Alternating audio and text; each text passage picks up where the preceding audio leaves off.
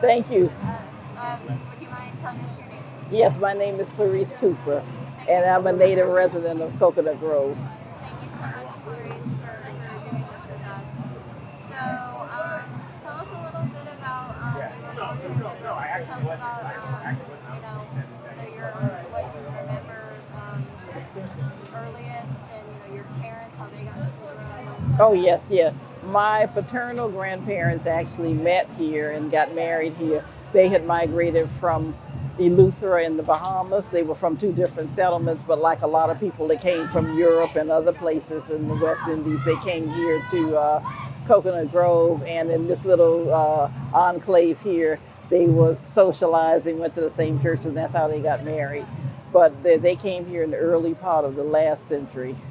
Ah, okay. Yeah, yeah. So my father was born here and his siblings. Now my mother's family had a different trajectory. They arrived here as adults. My mother's parents were divorced and they came here to Florida. He went to Detroit. She stayed here in Broward County, and then she married again and she moved here to Coconut Grove because her husband, who was my mother's stepfather, he also, his family was migrants from the Bahamas too, and everybody wanted to get back to Coconut Grove. So they have been in this settlement here in Coconut Grove, in this village we are now, since the last quarter of the 19th century. Yeah. Oh, wow. Yeah. When Miami was founded? Yeah, right, exactly. Yeah, which was in 1898. As a matter of fact, there were black people a few black people, some of them from Coconut Grove, who signed the original charter for the city of Miami. Oh, wow. And just to clarify, your mother's family was from the Bahamas? Yes, my mother's actually from the Bahamas. She passed away in November, but she was a native Vesuvian. And she came here as a teenager, like a lot of people did, because while she was growing up in the Bahamas as a preteen and then as a teenager, a lot of their friends migrated to the U.S. because we had all the opportunities here. Yeah. The only thing that they were faced with, especially here in the southern part of this country, was the Jim Crow laws that were in effect at that point, the segregation, which of course we lived through as well because I was born in 1950 and the Civil Rights Act wasn't passed until 64. And up until that time, we had also attended segregated schools. So I've had a very interesting life in my 73 years because I lived through a lot of eras. Yes, I'm so excited to hear about it. Do you remember what your parents and grandparents, when they got here, what they did for work? Mostly it was domestic or groundskeeping, that sort of thing. Ah, okay. Yeah. Did any of your family members work at Vizcaya anytime? A lot of people from this community did. That's why they have the collaboration that they do now. And then I think Wendy and Rebecca, they were all working with people like my aunt Leona Cooper Baker. She's instrumental in working with on a committee, and several other people here from like descendants of people who had worked there. And where I went to high school, which is at Immaculata LaSalle, which is really on the grounds of the Vizcaya, we would see, people come there all day. We could see the tourists from our classrooms, and we knew at that point that there were a lot of people who had worked there from this community. Oh, wow. And I think the Vizcaya is a beautiful facility. I always loved it. Very picturesque. I like how it juxtaposes with the bay. Really nice. So you lived in the Grove your whole life? Or? Yes, my whole life. I've never lived anywhere else but here in Coconut Grove. The only time when I went away to college, and of course that was just temporary, and we come back and forth for holidays in the summer. Oh, wow. So how has the Grove changed over your life? The Grove has changed a whole lot. A lot of people who I went to high school with are no longer here. They moved away because it got so crowded here. And I was fortunate enough because my parents stayed here and a lot of other people stayed here that we didn't have to move away. But we did look at other places, but we said, nah, we can't live anywhere but here in the Grove. So, so we were lucky enough to keep that here. And I made up my mind that I would never live anywhere else. So were you growing up here, were you exposed to a lot of Bahamian culture? Oh, yes, indeed. Yes, definitely. Like a lot of kids, even kids that we went to high school with and elementary school with, who were born here just like us, they spoke with a Bahamian accent. But we never had that, but we were familiar with it, of course. Yeah, they very much had a Bahamian influence. A lot of, just growing up here at the Grove, there must have been Bahamians everywhere. Oh yeah, there were, but you know the other cultures came in too from Central Florida, North Florida, the Carolinas, Georgia. So, and the thing is, like I said, during segregation, where all black people had to live together, so a person couldn't come here of color and live anywhere they wanted to. They had to live where other black people were. So we had to coexist. So there was a part where, so there was a one part of Coconut Grove. Yes. Where was that? That really started here on just a block away on Plaza Street. And then in the mid 50s, mid to late 50s, when everything got really crowded here, the black people started buying homes just east of there. And of course, what happens across the country, a lot of people don't like to talk about it because it's like the elephant in the room when blacks move in and other people move in, white people move out. But interestingly enough, it's coming back. It's turning back in, like through gentrification, you know. And that's what we're trying to stem, because with gentrification comes a whole lot of new architecture vernaculars, which is not in keeping with the Bahamian vernacular that we had here before. So you see what we call the sugar cubes, the big boxes, those are all over the place. Plus they're very unaffordable to people of color, because most of them are like in the vintage of the price range of $750,000. And if I can afford it, I buy one or two, but no, I can't. So, and plus it takes up a whole lot of the footprint of the land. So you live in the house you grew up in? No, I don't. No, I live a block away from where I grew up. Do you know, is your parents' house still standing? No, that was all demolished. Yeah, and actually my parents moved a few blocks away on the Gable side, and another community that abuts Coconut Grove, just over by the two Carvers, Carver Elementary and Carver Middle School. And that's also a neighborhood that's changing, but that's another story because that's in another municipality. So, if you don't mind sharing, why did they have to move? Oh, well, they decided they needed a larger house. Ah. And that's why a lot of people left the area. Like as their families grew, and they had been living in like a little cottage with 1 or 2 bedrooms. Of course, we lived in a house that was owned by a relative, but it was very old. It went through the 26 hurricanes, so it was very old, you know. And the upkeep on it was tremendous. You know, so one of my parents didn't go bankrupt just trying to keep up with that. Because see, a lot of those houses were built when the Bahamians moved here, and most of them were built by hand. Were they the shotgun houses? Huh? Were they what they call the shotgun No, houses? ours wasn't a shotgun, but there were a lot of shotgun houses, yeah. Ours was a family-owned house. It was built by a member of the family, yeah. Oh, okay. Do you have relatives buried in the cemetery? Oh, yes. Oh, yeah. My grandparents are buried there. My youngest brother is buried there. Lots of cousins, uncles, aunts. And then actually those are 2 cemeteries. One is the Charlotte Jane Memorial, and he was Mr. E.W.F. Stirrup Sr., which I'm sure you heard of because he owned a lot of property here. His wife was Charlotte Jane, so that cemetery was named for her. But directly behind that cemetery, the Charlotte Jane fronts Douglas Road, there's the Coconut Grove Cemetery. And that was owned by a group of people who kind of like faded away. They died, and the relatives, the descendants, moved to other parts of the country. Because see, this was like a lot of places in the South, even though I don't really consider this the true South because we're more cosmopolitan here. A lot of people, to find work and better opportunities, they moved north. Yeah. A lot of the Coconut Grovites went to New York, D.C., Chicago, Boston, all over the place.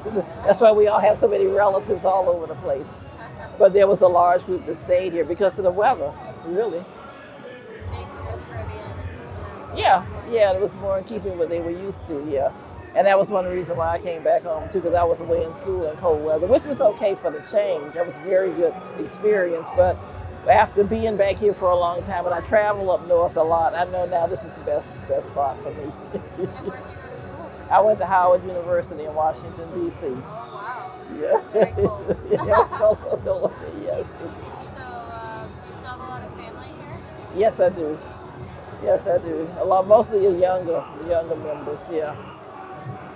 And they have different experiences than we had, you know. They're more outgoing, a lot more opportunities. The schools that they go to, we have many more high schools here for them to take advantage of. There are a lot more opportunities here. And so, you remember the Goombay Festival when it started? Oh yes, in 1977, I believe it was. So I was here for the original festival, and then I got involved on the committee, which I stayed a part of for about 20 years as a treasurer and other offices that I held here. And I'm glad that we're back on Grand Avenue, and I would like for us to extend it further up to 32nd Avenue, because we were traditionally from Douglas Road over to 32nd Avenue. But there have been some festival changes, route changes, because at one point we used to go up on Peacock Park on a Sunday, and also on McFarland Road. But see, that's all costly because we have to use city services and public services, and that can be very costly. Because as you know, a lot of it was in kind, but then we've depended a lot on sales of booths like now. Yeah, but I was very glad that we brought it back here on Grand Avenue, because I thought that meant a lot to Coconut Grove and to this area in general. And of course, it highlights our Bahamian culture and heritage.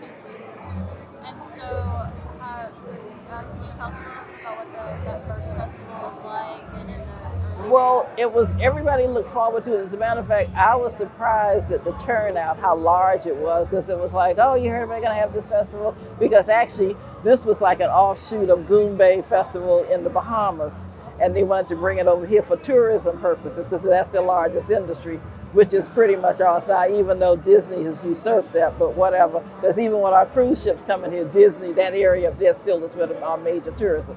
So that's why I worry about that being undone, but that's another story. But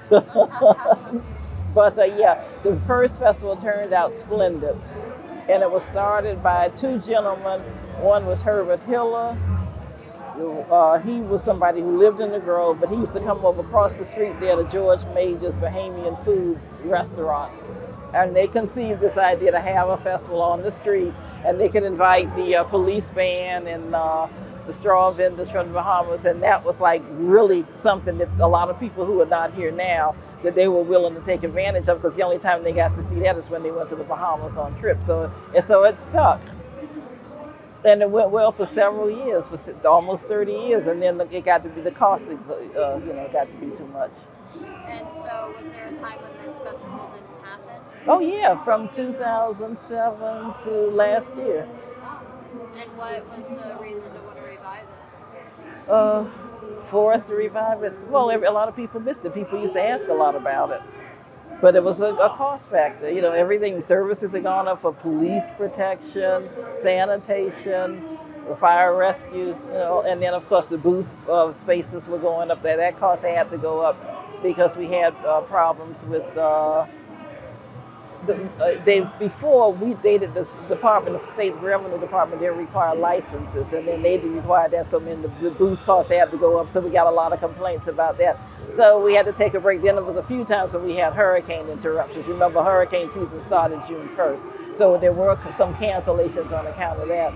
And then a lot of the old guard kind of faded out and died, and things like that happened. But I used to talk to different people who I figured that we could get together and make this happen, but people got into their family lives and other interests and stuff, but there was always I knew it was going to come back at some point, and I'm very glad that we're where we are now, and I just hope we could get it bigger and better. Yeah. So, in your lifetime, how has the Bahamian presence here in the Grove changed? Well, there's a group of us, a very constant group of us, who we try to get that instilled, but what happened is we had Jamaicans who came here in mass and Haitians who came here in mass, and that all happened while I was away. When I came home, it was like all over the place. I said, wow. So a lot of times people say, oh, your family Jamaican? No, we're Bahamian. And we were here for a long, long time too. Now there were people here from those nations before, but there was a proliferation of them that took place when they had political upheavals in their countries. Because like in Guyana, Trinidad, Jamaica, all those people came over here as well during that time, even though they were coming before. But before they would go up north, like to New York and Boston and those places, but then they started coming here. I mean, it's the same kind of climate. So that was a good choice for them. But yeah, we have a good force of people to keep that going. But see, with the intermarrying, intermingling, miscegenation, that it could get diluted. Yeah. So it's up to parents to, and families to keep that going. because what distresses me is when some people would tell me, oh, you speak Spanish, where's your family from? Well, I don't know, I think they're Cuban. Well, you're supposed to know that. If they're Cuban, Puerto Rican, Colombian, you're supposed to know that. And then it's up to the parents to teach that. Because every part of you should be instilled in you. You know, it just so happens with me is all Bahamian, except, you know, I grew up, I was born and raised here. Yeah.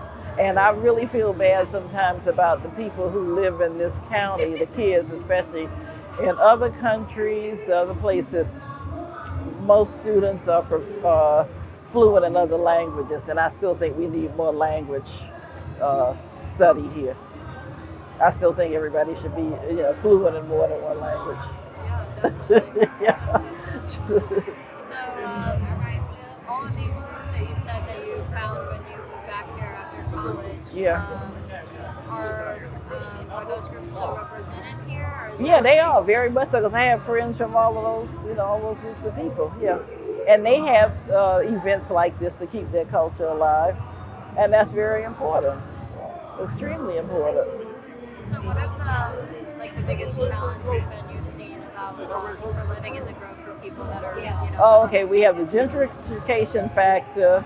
We have what we're going through now, because there's a lawsuit on the table, of redistricting. Coconut Grove was formerly under Ken Russell, who you just interviewed. Okay, we were under District 2, now we're into 3 different districts, so that's kind of like diluted our influence. And there's a lot of things we want to accomplish here in the Grove, so it is important that we're all together in this, and that's why we have this fight now to try to get the map changed. That'll give the Grove more protection. And so, the people, what kind of people have you seen in recent years moving into the Grove? Mostly people who don't know the Grove as well as we do, of course, and some of them don't understand that how important it is for us to hold on to this culture. And then you can tell people, well, we're being pushed out, don't sell your house, don't do this, but that's kind of hard for people to do. You have to think about your own personal situations and how you would react. But as long as you embrace people when they move in, and that's across the board, whether it's white, black, white, Hispanic, whatever, I think everything will work out fine. I mean, this is a nation of immigrants, very diverse we are. Everybody wants to come here. Everybody wants to live in great America. And it all is like, you know, we just all need to coexist, that's all. And this is kind of a random question, but do you remember Bahamians moving in your lifetime to this area? When I was born, a lot of them were already here. See, they had come over here on different projects, like work-related things back in like my father's father came here sometime in the 10s or the 20s, but I had to be the 10s, yeah, in the teens in the 1900s. And a lot of people came over during that time.